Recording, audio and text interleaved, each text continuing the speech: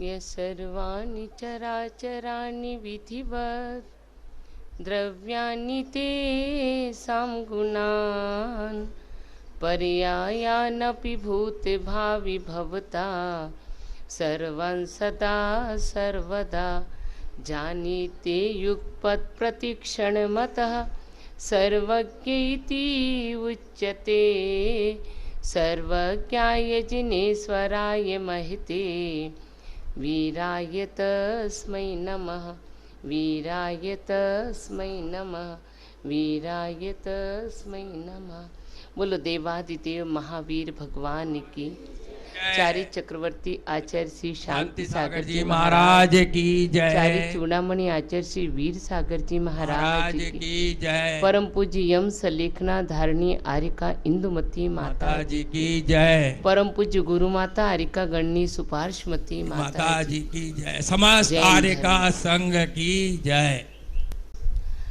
आकाश में स्वच्छंद गगन विहार करती हुई पतंग मन में विचार करती है, यदि ये डोर का बंधन ना होता तो मैं ना जाने कितनी दूर, बहुत दूर इस स्वच्छंद गगन में विचरण कर लेती।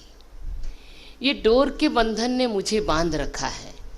डोर जितनी दूर जाती मैं उतनी दूर चल सकती हूँ। अगर ये डोर ना होती तो मैं खूब दूर तक उड़कर चली जाती। ऐसा विचार करती है, लेकिन ये नहीं समझती कि इस डोर के बंधन के निमित्त से ही मैं ऊंचाइयों को छू रही हूँ। वो ये नहीं समझ पाती कि डोर का बंधन ही मुझे उन्नति के मार्ग पर ले जा रहा है। आज गगन विहार कर रही हूँ।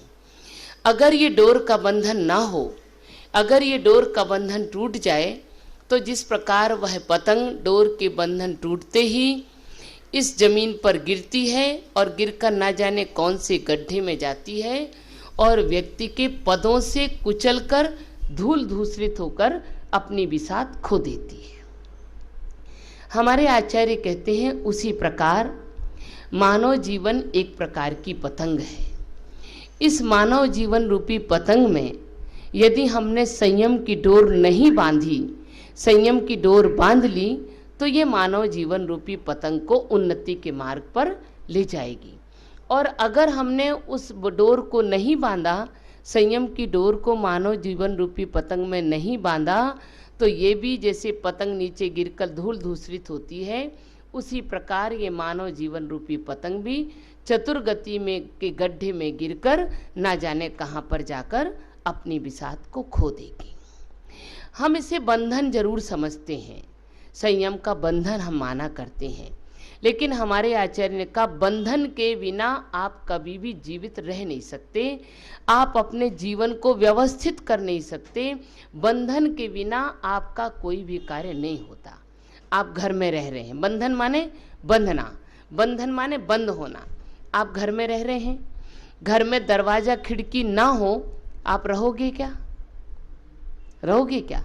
घर में दरवाजे खिड़की ना हो और उन्हें बंद ना किया जाए तो आप सुख शांति से सो सकोगे क्या? नहीं सो सकते। तो बंधन में हो कि नहीं हो? घर के बंधन में हो कि नहीं हो? खुला दरवाज़ा, खुली खिड़कियां या खुला हम सब कुछ कर दें और फिर हम सोएं तो क्या आप व्यवस्थित या निश्चिंत संतुलित होकर सो सकते क्या? नहीं सो सकती। हमें उनको बंद करना पड़ेगा, उसके बंधन में रहना ही पड़ेगा। आप जब सफ़र करने जाते हो और गाड़ी में बैठते हो तो गाड़ी के दरवाजे खुले रखते हो या बंद करते हो? खुले रखते हो या बंद करते हो?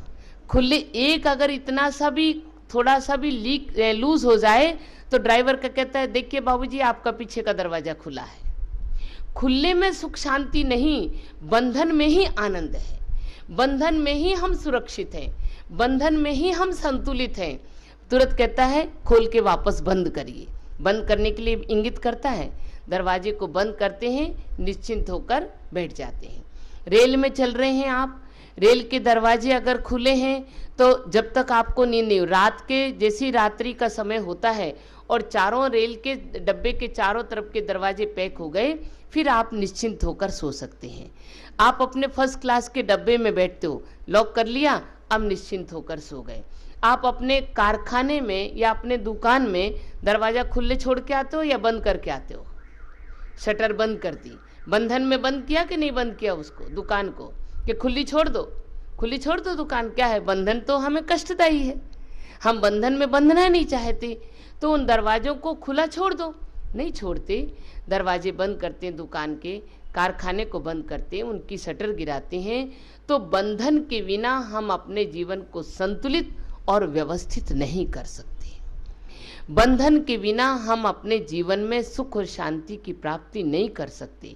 हमारे आचार्य कहते उसी प्रकार उन बंधनों में तो आप रह रहे हो, लेकिन अपने जीवन में एक संयम का बंधन भी बांधना है। इसे बंधन मत समझो। जिस प्रकार उन बंधन में आनंद होता उसी प्रकार इस बंधन को भी अगर हम देखेंगे तो हमारे जीवन में भी आनंद की प्राप्ति होगी।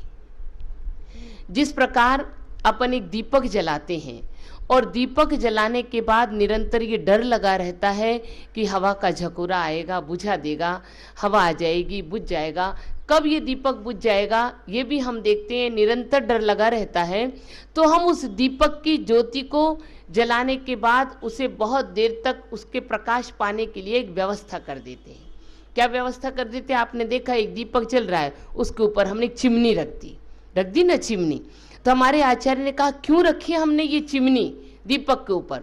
तो दीपक की ज्योति तो है सच्चाई की लौ। जब हमारे जीवन में सत्य का दीपक जलता है, जब हमारे जीवन में सच्चाई की ज्योति जलती है, सत्य का दीपक जलता है, तो सत्य की रक्षा करने के लिए हम संयम की चिमनी रख देते हैं। चिमनी रखी ना हमने एक, कि उस दीपक को सुरक्षित रखने के लिए, और चिमनी रखने के बाद उस दीपक का प्रकाश तेज हो जाता है, थोड़ा सा अच्छा हो जाता है, क्योंकि अभी तो हवा में उड़कर इधर उधर प्रकाश की लौ घूम रही है, लेकिन चिमनी रखने के बाद एक स्थिर होने के बाद प्रकाश ज़्यादा देने लगती है।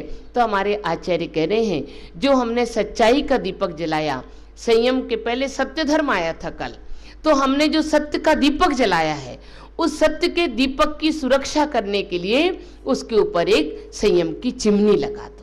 जब हम संयम की चिमनी लगा देंगे हमारे दीपक बुझने का डर नहीं रहेगा और उसका उजाला भी बहुत ज़्यादा तेज होने के लिए प्रकाशित करने लगेगा। तो हमें डर नहीं रहेगा उस दीपक बुझने का। जब हम संयम को अपने जीवन में चिमनी लगा लेंगे तो हमारा क्षमा, मार्दव, आर्जव, शौच, सत्य, ये सारे के सारे धर्म स्थिर हो जाएंगे। चिमनी से लौ स्थिर हो गई, बुझ नहीं पाएगी, तो उसी प्रकार संयम की चिमनी से ये हमारे धर्म भी स्थिर हो जाएंगे। उसी को हमारे आचार्य ने कहा संयम धर्म। आचार्य ने संयम धर्म के दो रूप बताए, एक प्राणी संयम और दूसरा इंद्रिय संयम।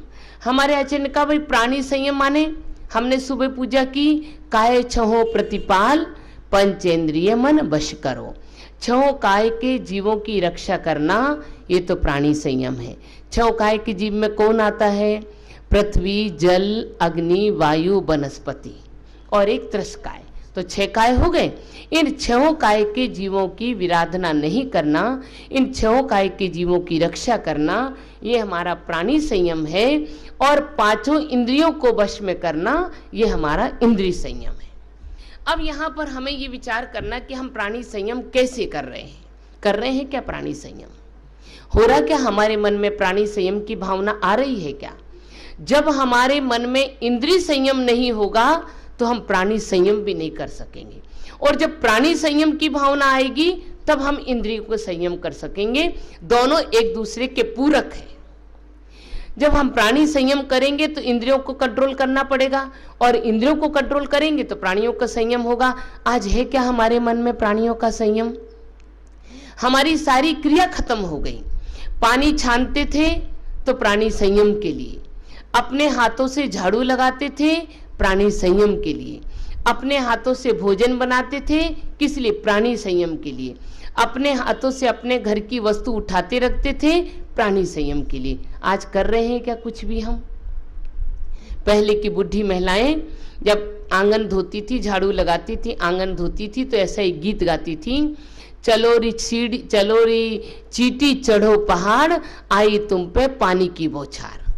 चींटियों के लिए उनकी रक्षा की भावना रखते थे, और ऐसा करने के बाद अगर कोई कीड़ी मर भी जाए तो हमारे आचार्य कहते हमने प्रमाद नहीं रखा, हमने पहले बुहारी से, कोमल बुहारी से उनको इकट्ठा किया, इकट्ठा करके अलग किया।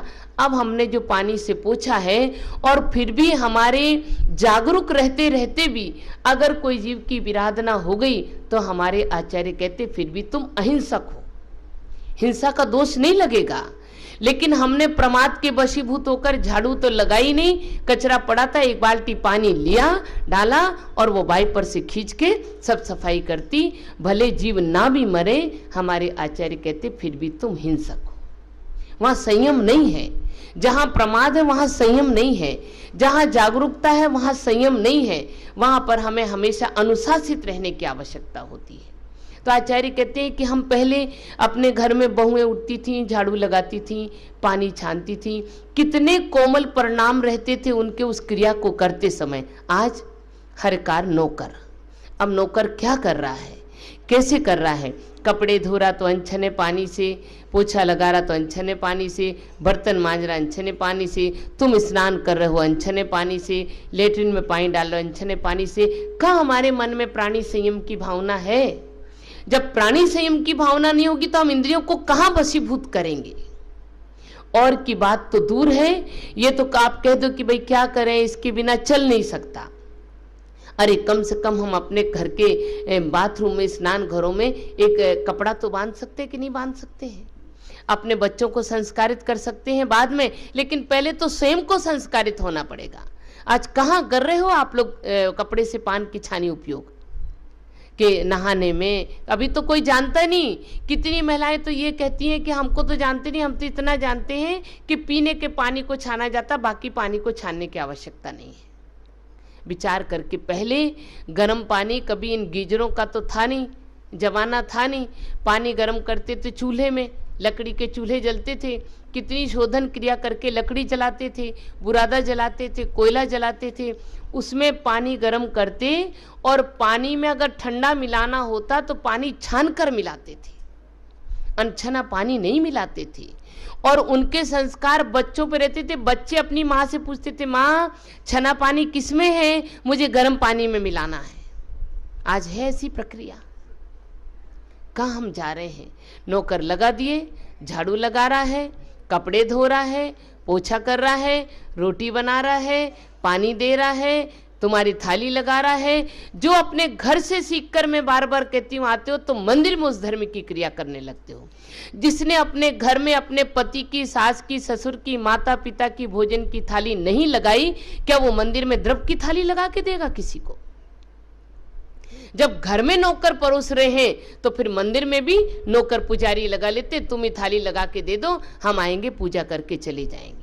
जब घर में पानी नहीं छानते हैं तो भगवान की द्रव्य धोने के लिए कुएं से पानी निकाल कर लाएंगे? पानी छानेगा वो व्यक्ति? नहीं छान सकता। जब अपने घर में झाड़ू नहीं लगाते तो मंदिर में कौन झाड़ू लगाएगा? मंदिर की कौन प्रक्षाल करेगा? भगवान को कौन प्रक्षालन करेगा? मंदिर के कौन बर्तन धोएगा? फिर तो हर काम में जैसे घर में नौकर, उसी प्रकार मंदिर में नौकर। कहाँ हमारे मन में प्राणी संयम की बात रहेगी? कहाँ हम संयम के मार्ग पर लग सकेंगे? कहाँ हम कर सकेंगे? और की तो बात दूर है, ये तो स्थावर जीवों की विराधना की बात मैं कह रही हूं। आज तो अपन त्रस जीवों की विराधना से भी डरते नहीं है। बता दो, किसके घर में खटमल मारने की दवा नहीं है? आपके घर में है कि नहीं? बता दो, है कि नहीं?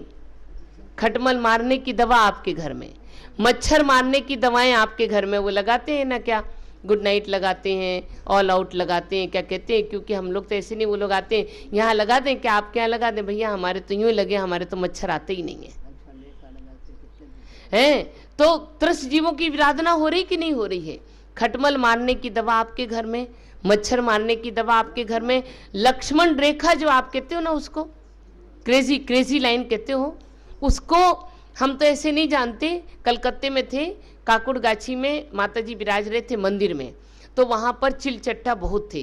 तो कभी 1, कभी 2, कभी 3 कोई पुराना घर उन्होंने लिया होगा और उस ऊपर मंदिर बना दिया। तो वहाँ पे कभी 2 निकलते, कभी 4 निकलते। तो माता जी हम लोग सब रह रहे थे, हमने तो भाई निकलते निकलते हैं, जीव हैं क्या है। एक किसी महिला ने वो क्रेजी की जो लाइन थी, जहाँ से वो एक दरवाज़ा था जिसमें बहुत कबाड़ी पड़ा था, उसने उस दरवाजे पे लगा दिया।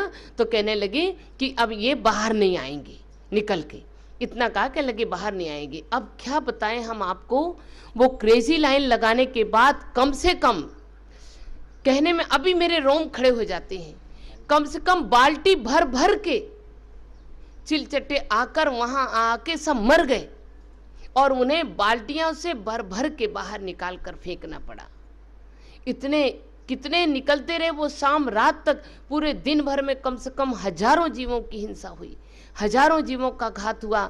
इतना माता जी तो कहने लगे हम तो देखे उपवास करेंगे इस दिन देख के। इतनी उनको वो हुई, इतनी विराधना उन जीवों की। तो हमने तो पहले नहीं जानते थे हम लोग कि भाई इनसे जीव मरते क्या, बोले लगा दो कीड़े नहीं आती, मकोड़े नहीं आते। अरे जहाँ स्वच्छ है, बिल्कुल स्वच्छता वहाँ पहले से अगर आपने लगाई है तो शायद नहीं आते होंगे, लेकिन जहाँ पर जीवों की उत्पत्ति हो रही है वहाँ लगाने के बाद तो उनकी विराध नहीं होती है, उनकी रक्षा नहीं होती है, रक्षा नहीं होती उनकी। इतने जीव उस दिन मरे कि पूछो मत आप। इतने तो हमने जब जाना कि किस प्रकार की लक्ष्मण रेखा, और आज घर घर में रखी है, घर घर में रखकर आप उसका भी उपयोग कर रहे हैं। ना जाने कितने प्रकार की दवाइयाँ आपके घर में हैं। ये तो पहले तो स्थावर जीवों की विराधना और ये त्रस्त जीवों की विराधना कर रहे हैं। और की बात तो दूर रहे, अपने उदर के बच्चे को मारने की दवा भी आपके घरों में है। पंचेंद्रीय जीवों के डर लगता है? नहीं लगता। किंचित मात्र भी किसी भी जीवों की विराधना करने से डर लगता ही नहीं है। एक डॉक्टर महिला है, वो आई थी परसों, वो एक तो वो अपना वो लेके आई थी, बोले एक सीडी है और हाँ उसका वो छोटा सा लैपटॉप था उसमें दिखाने के लिए। कहने लगे माता जी देखिए इसमें किस प्रकार से गर्भ के बच्चे को कैसे मारा जाता है। हमने कहा हमने तो 2-4 देखे। मैंने कहा भाई हम लोग को तो मत दिखाओ, खून बिखरा पड़ा है, मांस के टुकड़े हो रहे हैं, इतना मने जैसे लगता कसाई खाना।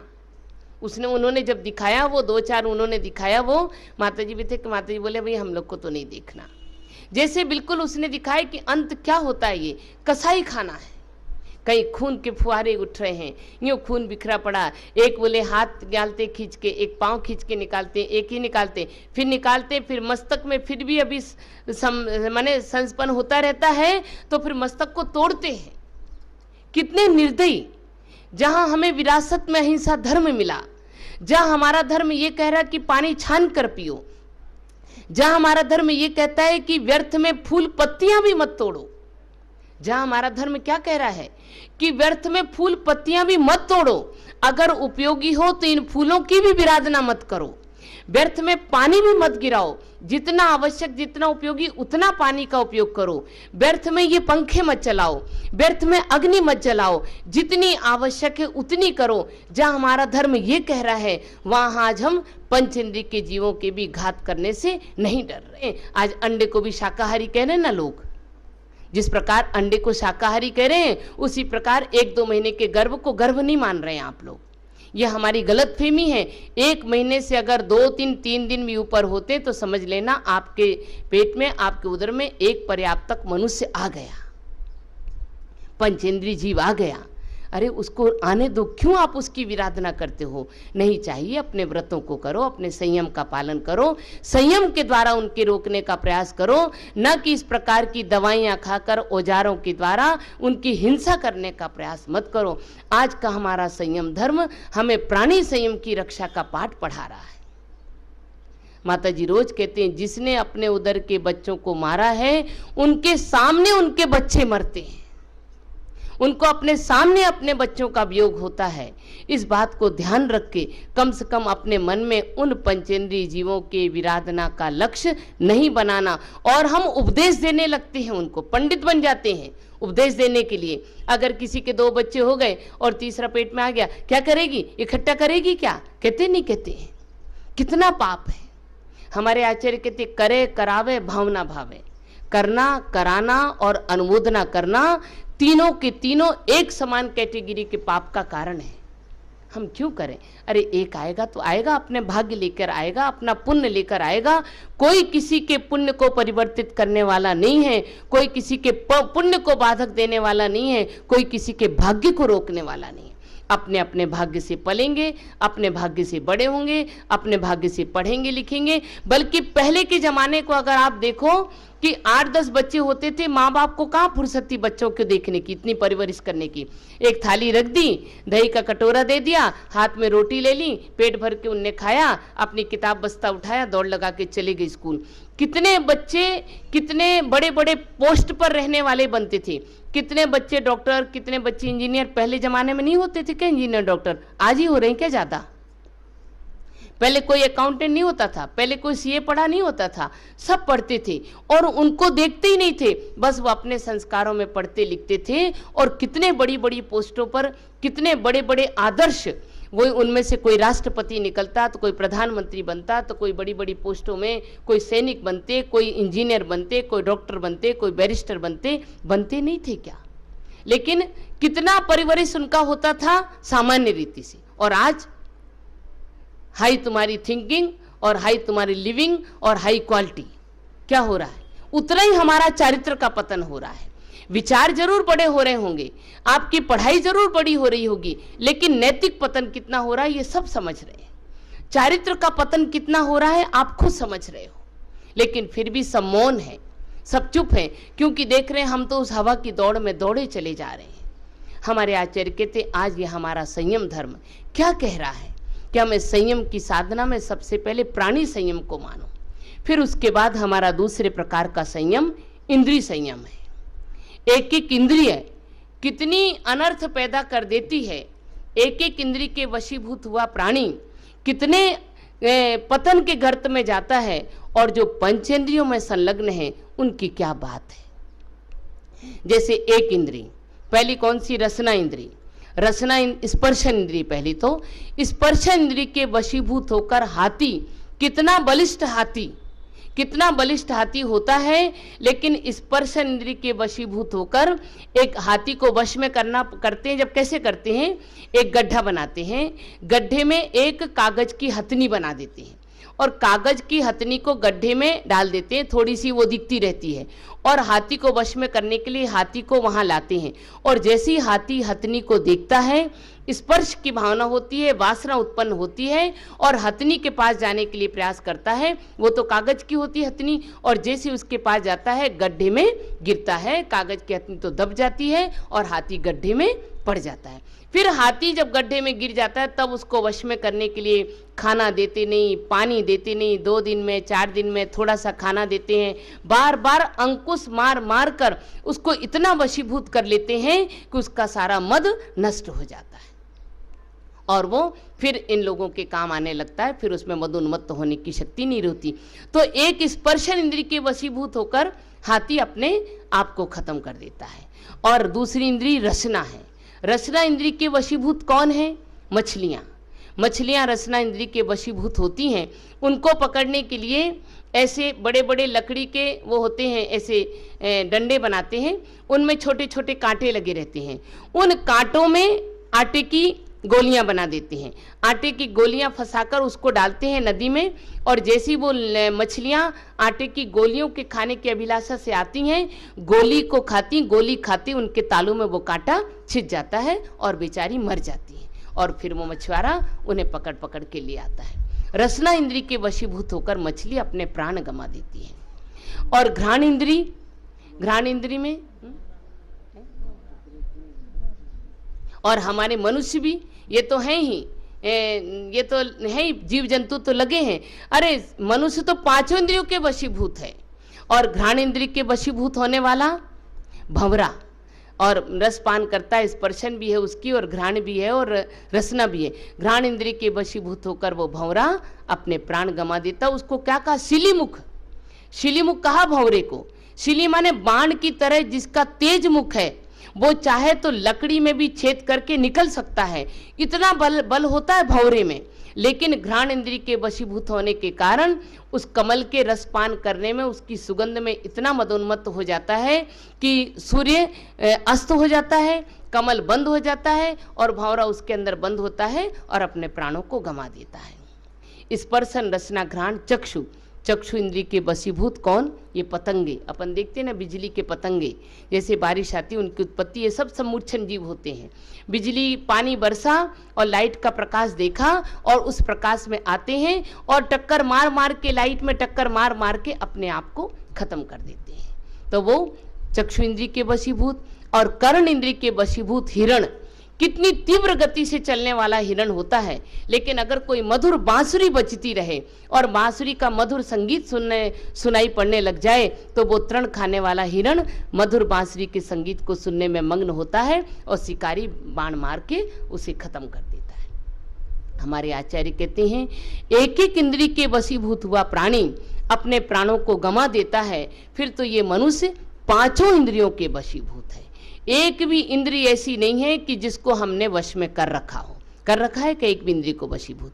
एक भी इंद्रिय को वशीभूत कर नहीं रखा। सारी इंद्रियां प्रज्वलित रहती हैं। अच्छा हमें देखना चाहिए, अच्छा हमें सुनने के लिए चाहिए। एक अगर कोई व्यक्ति गाली दे दे तो हम बर्दाश्त करेंगे क्या? नहीं कर सकते। हम दूसरों को तो देंगे लेकिन हम अपने को नहीं बर्दाश्त कर सकते। तो कानों को भी अच्छा सुनना, आंखों को भी अच्छा देखना है, भोजन भी हमें अच्छा करना है। जरा सी अगर शक्कर कम हो, जरा सा नमक कम हो, अगर जरा सा कोई घी कम हो, अगर जरा सा पानी ठंडा ना हो, अगर थोड़ा गर्म रह गया या दूध ठंडा हो गया या चाय ठंडी हो गई तो हम बर्दाश्त कर सकते हैं क्या?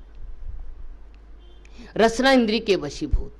स्पर्शन में हमारे अगर सोने के लिए जरा सा कड़ा या जरा सा कोई ऐसी वैसी मिल जाए बिस्तर गद्दे, तो हम भगवान की यात्रा करने के लिए गए हैं और यात्रा करने में अगर अच्छा कमरा ना मिले, जहाँ पर कूलर की व्यवस्था नहीं, जहाँ लाइट की व्यवस्था नहीं, जहाँ पंखे की व्यवस्था नहीं, जहाँ अच्छे गद्दे नहीं, डबल बेड नहीं, तो हम तो यात्रा छोड़ने के लिए तैयार हैं, लेकिन अपने पंच इंद्रिय के विषयों के सेवन को छोड़ने के लिए तैयार नहीं है। वहीं लड़ाई करने लगेंगे, ऐसी व्यवस्था की है, ऐसी यात्रा लेके आओ, मैं नहीं करूंगा तुम्हारे साथ यात्रा, जा रहा हूं मैं तो अभी वापस। हम परिणामों की विशुद्धि का प्रयास नहीं करते, एकमात्र अपने पंचेंद्रिय के सेवन करने का ही प्रयास करते रहते हैं।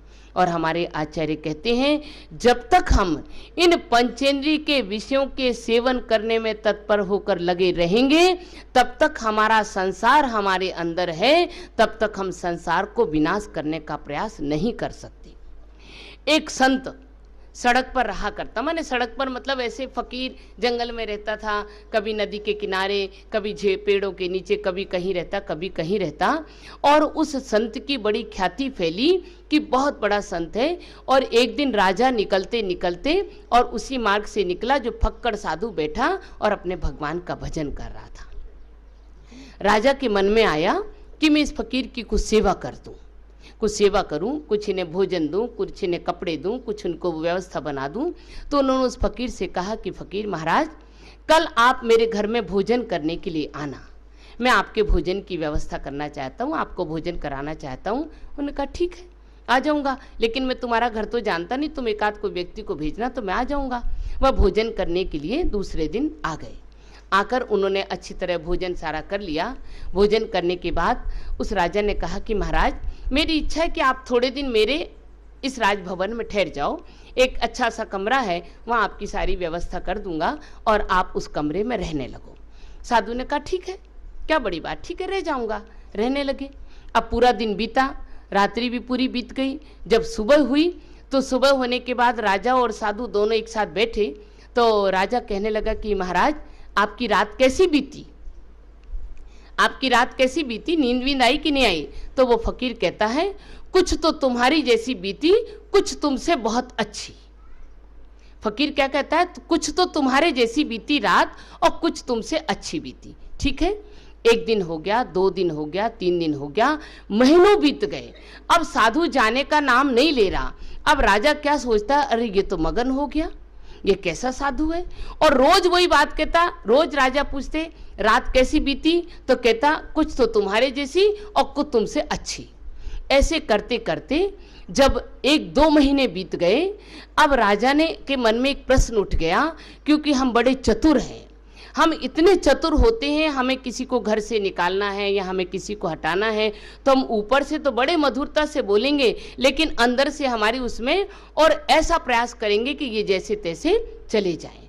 तो एक दिन राजा ये कहने लगा कि महाराज, हमें एक बात में जानने की मेरे मन में जिज्ञासा उत्पन्न हुई है कि संसार में कितने सैकड़ों साधु हैं, और सैकड़ों साधु, उन्हें खाने की भी आवश्यकता होती है, खाते भी हैं, कपड़े पहनने की आवश्यकता हुई कपड़े भी पहनते हैं, और घर मकान में रहने की आवश्यकता होती है तो घर मकान में ठहरते भी हैं। फिर भी आप कहते हो कि वो बड़े हैं और गृहस्थ श्रावक छोटा है, ये भेद क्यों है? ये भेद जानने के लिए मेरे मन में बड़ी जिज्ञासा उत्पन्न हो रही है और मैं चाहता हूँ कि आप मेरी जिज्ञासा का समाधान करो। तो साधु कहने लगा, बहुत अच्छी बात है, बहुत बढ़िया प्रश्न तुम्हारे मन में उठा है, ये जिज्ञासा बहुत अच्छी आई है, और तुम इस जिज्ञासा को समाधान करने के लिए सुनो, अपन एक काम करें कि इसमें तो नहीं, अपन कुछ दूर चलें, इस राजभवन से थोड़ी दूर चलें, कोई नदी के किनारे, कोई जंगल के वहां पर, जो मैं तुम्हारे जिज्ञासा का समाधान बहुत अच्छी तरह से कर सकूंगा। चलो हम अपन नदी के किनारे चलें, अपन कोई ऐसी जगह चलें जहां अच्छा मनोरम दृश्य हो। तो राजा ने कहा ठीक है। कहा देखो भाई, नंगे पांव चलना, तुम हमारे साथ चप्पल पहन कर मत चलना, जूतियों को मत पहनना, तुम्हारा ये थोड़े से आभूषण ये सब भी हैं, ये भी तुम्हारे यहीं रख दो, अपन साधारण से होकर चलें। क्योंकि जब जिज्ञासा जो जानना चाहता, प्रश्न का समाधान करना चाहता है, वो शिष्य होता है, जो समाधान चाहता वो शिष्य होता है, और शिष्य को अपने शिष्य के लिहाज से चलना चाहिए, अदब से चलना चाहिए, उन्हें अपने सम्मान को रखना चाहिए। तो उसने कहा ठीक है। राजा और शिष्य दोनों, राजा और फकीर दोनों जाने लगे। जब थोड़ी सी दूर, मतलब जैसे कि 1-2 किलोमीटर दूर चले गए, तो राजा वापस घूम घूम कर देखता है, पीछे देखता है। फिर और थोड़े दूर गए तो फिर राजा देखता है पीछे, फिर थोड़े और दूर चले तो फिर राजा देखता है पीछे। तो साधु आगे जाकर कहता है कि राजन, आप पीछे घूम घूम कर क्या देख रहे हो? आप पीछे घूम घूम कर क्या देख रहे हो? चलो अभी तो अपन को चलना है, क्योंकि आपको तो अपनी जिज्ञासा का समाधान पाना है, और मैं वह समाधान जैसा देना चाहूंगा वैसा दूंगा। तो आप तो मेरे साथ चलो, पीछे घूम घूम कर क्यों देख रहे हो? तो राजा क्या कहता है, महाराज मैं इसलिए पीछे घूम घूम कर देख रहा हूं कि ना जाने आप कितने दिन मुझे कहां ले जाओगे, और मैं पीछे छूटने वाली मेरी संपदा, छूटने वाली मेरी पत्नी, मेरा वैभव, मेरा राज दरबार, मेरे पुत्र, मेरे पोता, मेरे पोती, मेरा सिंहासन, ये सब कहीं छूट ना जाए। आप मुझे इतनी दूर ना ले जाओ कि ये मुझसे छूट ना जाए, इसलिए मैं बार बार मुड़ के देख रहा हूं कि मैं कितने दूर आ गया, कितनी जल्दी लौट सकूंगा। फकीर कहता है, बस यही तो समाधान है तुम्हारी जिज्ञासा का, बस यही समाधान है तुम्हारी जिज्ञासा का, कि तुम संसार में रहते हो बाहर से, और भीतर भी संसार बसाया है, और फकीर संसार में रहता है लेकिन भीतर में संसार नहीं बसाता। यही फर्क है। मैं छोड़कर आ गया तुम्हारे घर को, तुम्हारे महल को, तुम्हारे अच्छे भोजन को, तुम्हारा ऐस आराम से सजा हुआ कमरे को, लेकिन मेरे मन में किंचित भी और कमरे के प्रति अनुराग नहीं है, आसक्ति नहीं है। मैं पीछे घूम के नहीं देखता। यही फर्क है तुम में और हम में। तुम कहते हो कि भोजन भी करता है साधु, कपड़े भी पहनता है साधु, घर में भी रहता है साधु, रहता है घर में लेकिन घर को अंदर नहीं रखता, पहनता है कपड़े लेकिन कपड़ों को अंदर नहीं रखता। ये साड़ी है, साड़ी हम पहनते हैं, लेकिन कहते हैं कि आचार्य कहते हैं कि साड़ी पहनना, लेकिन उस समय हम ये नहीं देखते मोटी है, पतली है, गंदी है, मैली है, सलबटे हैं, पुरानी है, नई है, क्योंकि अंदर अगर हम कपड़े रखेंगे तो हम उसको देखेंगे, अरे हम सभा में जा रहे हैं, मेरी वीडियो खींचेगी, मेरा ये बनेगा, तो जरा बढ़िया है बहन, जरा सी इसमें प्रेस तो कर ला। जब हम अंदर अपने संसार को बसा लेंगे तो फिर वो कपड़े हमारे अंदर हो जाएंगे, और जब तक हम कपड़े, भोजन, जब तक ये मकान बाहर बाहर रहेगा, तब तक हमारा संसार अंदर प्रवेश नहीं करेगा। बस यही संयम है। तुम्हारी जिज्ञासा का समाधान तुम स्वयं कर रहे हो। तुम्हारे मन में ये घर, तुम्हारे मन में ये मकान, ये महल है, और जब तक ये बने रहेंगे तब तक तुम्हारे संसार का अंत होने वाला नहीं है।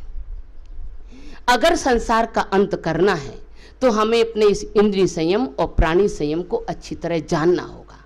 जब तक प्राणी संयम, इंद्रिय संयम को नहीं समझेंगे, तब तक हम अपने जीवन को संतुलित, व्यवस्थित और अनुशासित नहीं कर सकते हैं। उस संयम को पालन करने के लिए हमें जागरूकता रखनी पड़ेगी। एक छोटी सी बात और कह दूं मैं कि मथुरा नगरी बड़ी प्रसिद्ध है, और मथुरा नगरी में बहुत पंडे रहा करते हैं। मथुरा नगरी में क्योंकि वहाँ खूब घाट होते हैं, सब पूजा पाठ करवाते हैं, खूब सारे पंडित वहाँ रहते हैं। तो एक बार मथुरा नगरी के पंडितों ने विचार किया कि अपन को बहुत दिन रहते रहते इस नगरी में हो गए, अपन चलो थोड़े दिन बनारस घूम कर आए। काशी बनारस, वहाँ भी बहुत धार्मिक स्थली मानी जाती है बनारस की नगरी को। तो अपन थोड़ा काशी बनारस घूम कर आए और बनारस घूम कर आने के बाद वापस अपनी मथुरा आ जाएंगे। तो 7-8 जो पंडित थे वो अपने एक नौका पर बैठे और अपनी थोड़ी सी आवश्यक सामग्री ले ली और आवश्यक सामग्री लेकर कहा चलो अपन एक काम करें, शाम के समय यहाँ से निकलेंगे, रात्रि के समय में रात भर नौका चलाएंगे और दिन में अपन बनारस पहुंच जाएंगे। क्योंकि पहले की हर एक वस्तु अहिंसा परक थी। चाहे हमारे साधन हो चलने के फिरने के, पहले अपन ने देखा ना कि पहले व्यक्ति कैसे यात्रा करते थे। पहले अपने 2 पैरों से पैदल पैदल चलते थे। फिर थोड़े से और आविष्कार हुए विज्ञान के, तो बैलगाड़ियां चलने लगी, बैलगाड़ियां चलती थी। और सड़कें कैसी होती थी? बालू रेत की। देखिए कितना वैज्ञानिक था हमारा दर्शन, हमारे नगर की रचना, हमारा ये संसार, कि धूल की सड़कें होती थी।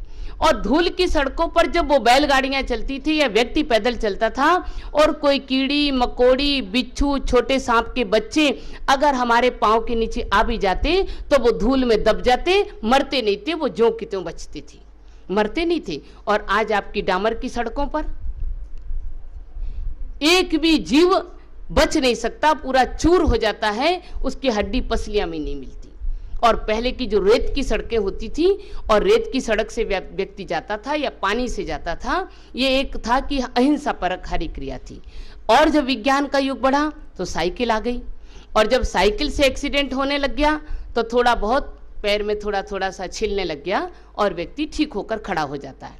फिर और जब विज्ञान के नए आविष्कार हुए तो क्या आ गई? मोटरसाइकिल। साइकिल में मोटर लग गई, मोटर लग गई तीव्र गति से चलने की। और जब उसके द्वारा एक्सीडेंट होने लगा तो क्या हुआ? हाथ पांव टूटने लगे, थोड़े से पट्टे वट्टे बांधने डॉक्टरों के पास जाने लगे, थोड़ा सा प्लास्टर बनने लगा, 1-2 महीने का सजा मिलने लगी। और फिर जब नए आविष्कार हुए तो मोटर कार बन गई। जब मोटर कार से एक्सीडेंट हुआ तो हॉस्पिटल के आईसीयू में भर्ती रहने पड़ा, 2-4 महीने तक हॉस्पिटल में रहना पड़ा और हमें एक नया मतलब नया एक एक्सपीरियंस मिलने लगा। और जब और बड़ा आविष्कार हुआ हवाई जहाज, जब हवाई जहाज से एक्सीडेंट हुआ तो हॉस्पिटल का भी चक्कर नहीं लगाना पड़ा। जब मोटरसाइकिल से होता है तो परिवार के लोग पूछने के लिए आते हैं भैया ठीक है क्या। जब कार से एक्सीडेंट होता है तो परिवार के लोग हॉस्पिटल तक जाते हैं पूछने के लिए, और अगर किसी की मृत्यु हो जाए तो शमशान तक ले तो जाते हैं, बेचारे कुछ अपना फर्ज अदा करते हैं। लेकिन हवाई जहाज से एक्सीडेंट होने के बाद वो भी अदा करने की जरूरत नहीं, वहीं पर सब कुछ खत्म हो जाता है, शमशान तक ले जाने की भी जरूरत नहीं है, शमशान तक भी ले जाने की उसको जरूरत नहीं होती है। ऐसे आविष्कार नए नए, और जैसे जैसे आविष्कार वैसे वैसे जीव की विराधना और प्राणी के निरंतर मन में डर और भय बना रहता है। आप हवाई जहाज में बैठते हैं तो निडर होके बैठते हैं क्या? ट्रेन में बैठते हैं निडर होके बैठते हैं क्या? गाड़ी में बैठते हैं निडर होके बैठते हैं क्या? मोटरसाइकिल चलाते हर क्षण। और पहले पद यात्रा होती थी, ना डर था ना भय था, अपनी मस्ती से जा रहे हैं, भगवान का भजन करते, भगवान का गीत गाते, प्रभु का नाम लेके चलते जाते थे। नौका में भी व्यक्ति चलता था तो भी आनंद था, ना एक्सीडेंट का डर था, ना किसी प्रकार के सामने वाले का तो नहीं था। वो अलग चीज है कि कभी कभार कोई तूफान आ जाए तो 5, 7, 8 पंडे नौका पर बैठे और उन्होंने एक निर्णय किया कि देखो भाई, सबके सब जागने से तो कोई प्रयोजन नहीं है, अपन एक काम करें कि 6-7 जने हैं, 2-2 घंटे एक जना नौका चलाएगा, बाकी 6 जने सोते रहेंगे, 2 घंटे बाद दूसरा उठेगा, 2 घंटे बाद दूसरा उठेगा, और ऐसे करते अपन पूरे 12 घंटे की रात्रि व्यतीत कर लेंगे। ठीक है, 5-6 जने तो सो गए और एक व्यक्ति नौका चलाने लगा। 2 घंटा नौका चलाई और उसने दूसरे को उठाया, भैया उठ तेरी बारी आ गई। ऐसे करते करते पूरे की पूरे 5 जनों ने अपनी नौका खेदी। 10 घंटे बीत गए, सूर्य का प्रकाश थोड़ा थोड़ा होने लगा, थोड़ा थोड़ा उजाला होने पर बनारस की नदियों के घाट दिखाई देने लगे। जब घाट दिखाई देने लगे तो जो छठा व्यक्ति उठा जब नौका चलाने के लिए तो कहने लगा, अरे बनारस और काशी में तो कोई फर्क ही नजर नहीं आ रहा, देखो जैसे हमारे मथुरा के घाट हैं ऐसे बनारस के घाट हैं, जैसे हमारे मथुरा में पेड़े की दुकानें लगी हैं ऐसे यहीं पेड़े की दुकानें लगी, जैसे हमारे मथुरे में पंडे सारे बैठे रहते हैं यहीं बैठे रहते हैं। हमें तो मथुरा और काशी में कोई फर्क नहीं दिखाई दिया, हम क्यों काशी नगरी आए यहाँ दर्शन करने के लिए।